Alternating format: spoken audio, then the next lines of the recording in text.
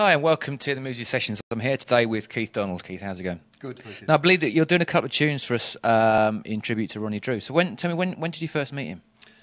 Roughly 30 years ago, I was playing in the pit orchestra in the Gaiety Theatre, and he was on stage in the Gaiety Theatre.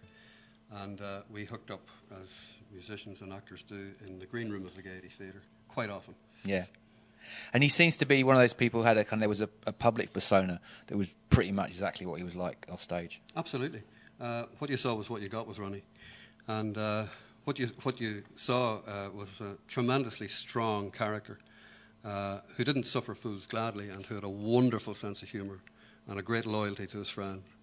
He's a great guy, lovely guy. I mean, he always seemed to personify Irish music from that period, didn't he? If there was a figurehead. Yes, I'd agree with that. And he was, he was recognised as such. And he was also very recognisable because of the way he looked. I mean, he was an astoundingly handsome man, ask any woman.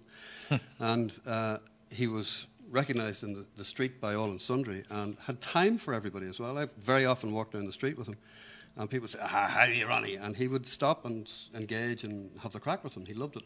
Yeah, he was one of those figures that managed to kind of transcend he was critically acclaimed, but the people loved him, and he wasn't kind of hiding away under a bushel somewhere. He just was, it seems to me, across the board he was loved and musically respected as well. Absolutely.